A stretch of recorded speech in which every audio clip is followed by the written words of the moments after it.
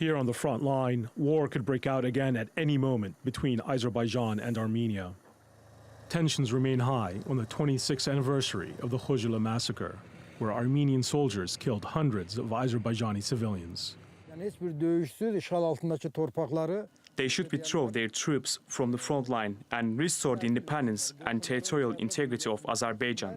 If this is not done, the Azerbaijan army, which is the strongest army of the Caucasus, is capable of liberating the occupied lands under the leadership of the president, the supreme commander, at any moment. The standoff over the Karabakh region has lasted nearly 3 decades in a conflict that has claimed more than 30,000 lives and displaced over 1 million people, mainly Azerbaijani. We want to give a message to the world that we will never give up our lands. We will always fight for that as long as we live, young and old. And while a ceasefire was signed in 1994, it was only 2 years ago the two countries last fought over occupied Karabakh.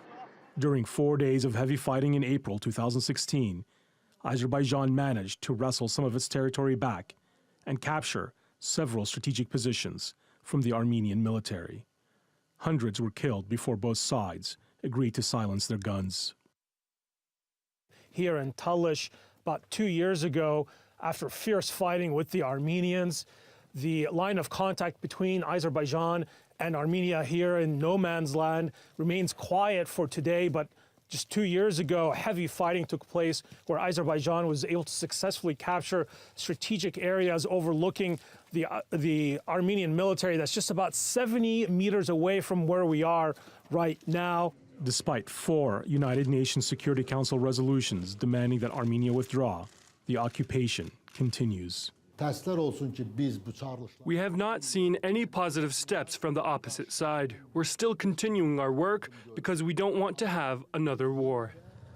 As diplomatic efforts falter, Azerbaijan has been rapidly modernizing its armed forces. The recent recovery in oil prices has allowed Baku to start spending more on its military, allocating nearly $1.6 billion on its military budget this year. The guns on both sides of the dividing line in occupied Karabakh are silent for now.